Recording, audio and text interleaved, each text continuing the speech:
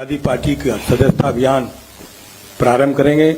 मैं अनुरोध करूंगा माननीय राष्ट्रीय अध्यक्ष जी से कि वह मीडिया के समक्ष अपनी बात रखें। परम आदरणीय राष्ट्रीय अध्यक्ष। नहीं सदस्य बन गए, सदस्य आइए। हाँ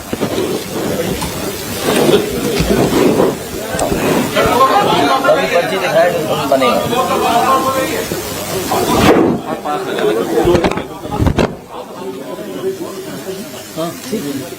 सभी प्रेस के साथियों का बहुत धन्यवाद। समाजवादी पार्टी की आज सदस्यता शुरू हुई है। समाजवादी पार्टी की सदस्यता लगातार चलती रहेगी और कोशिश होगी ज्यादा से ज्यादा गांव में पहुंचे, हर घर तक सदस्यता पहुंचे, पार्टी की बात, पार्टी की नीतियों का, कार्यक्रमों का, पार्टी ने जो फैसले लिए समय समय पर उनकी जानकारी लेकर के जनता के बीच में समाजवादी पार्टी रहेगी। इस अभियान के माध्यम से हर वर्ग के लोगों के बीच में पहुंचने का काम होगा और जरूरत इस बात की है, लोगों तक इस बात को पहुंचाना है कि लोकतंत्र बचाने के लिए समाजवादी पार्टी के लोग आगे आ रहे हैं। इसमें सहयोग करें, मदद करें और साथ जुड़ें। अभी लखनऊ के जो हमारी पार्टी के नेता जो चुनाव लड़े थे उनको सदस्य बनाया गया है। उनके साथ साथ और पार्टी के लखनऊ के ही केवल सदस्य हैं, पार्टी के जो नेता हैं उनको सदस्य बनाया है और उनसे उम्मीद है उनके माध्यम से लगातार क्षेत्र में इसी तरह का सदस्यता का कार्यक्रम चलेगा।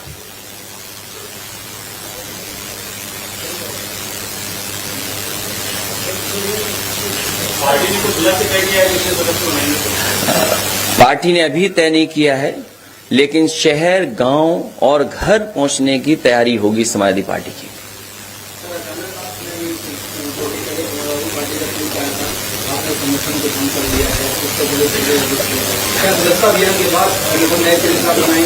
सदस्यता का अभियान खत्म हो जाएगा, उसके बाद संगठन पुनः बनेगा। कब तक चलेगा ये लगातार समाजवादी पार्टी का ये लोकतंत्र बचाने का अभियान चलता रहेगा। आजमगढ़ और रामपुर की हार की मूल वजह वो समीक्षा अभी आपके सामने नहीं, केवल अभी समाजवादी पार्टी सदस्यता अभियान चलाने जा रही है। यही कार्यक्रम लगातार चलेगा।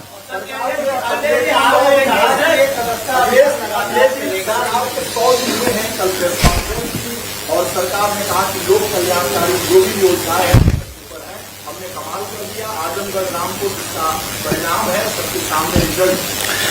सरकार जहां 100 दिन की उपलब्धि बता रही है, सरकार को वहीं 5 साल 100 दिन की उपलब्धि बतानी चाहिए थी।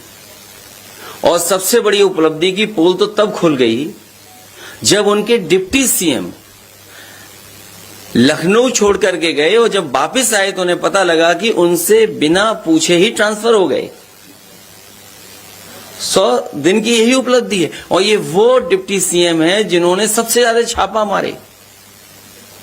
अगर हम पीछे मुड़ करके देखें, जहां जहां गए, जहां जहां कमियां देखी गई, अगर किसी पे भी कार्रवाई डिप्टी सीएम कर गए हो तो बता दीजिए। इसका मतलब यह है कि सरकार को पीछे से कोई चला रहा है। तो 5 साल और 100 दिन की उपलब्धि यही है कि सरकार को पीछे से कोई चला रहा है। भ्रष्टाचार चरम सीमा पर है, अन्याय चरम सीमा पर है।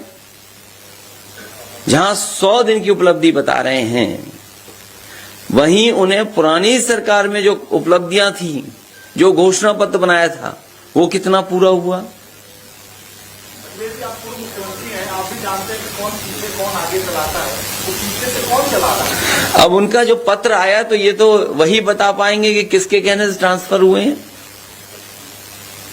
लगता है सरकार में कुछ ऐसी ताकतें हैं जो पीछे से ऑपरेट हो रही हैं।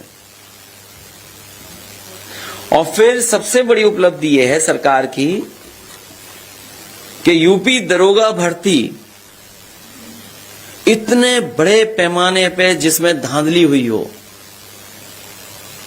जहां पर स्क्रीन शेयरिंग की पता लग गई हो कि स्क्रीन शेयर कर करके नकल हुई है या पेपर सॉल्व हुआ है, न जाने कितने लोगों की गिरफ्तारी हो चुकी है, जो जेल में थे वो भी भर्ती हो गए। तो ये 100 दिन की उपलब्धि माने कि हम 5 साल 100 दिन की उपलब्धि माने। 100 दिन में तो न जाने कितनी नौकरी देने और रोजगार देने की बात थी।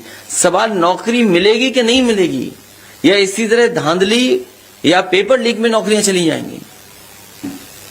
मुख्यमंत्री कह रहे हैं कि 2017 से पहले उद्योग लगाना उत्तर प्रदेश में सकता था, अब बहुत बड़े पैमाने उद्योग लग रहा है। जो अभी हाल में फीता काटेंगे वो भी समाजवादियों की उपलब्धि पुराने साल की।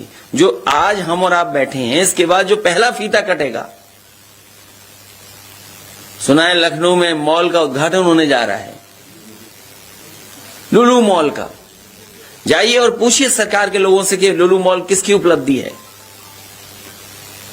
जो मुख्यमंत्री शपथ लेने के लिए समाजवादियों के स्टेडियम को ही जाना पसंद करते हों, उन पर कौन सी उपलब्धि है?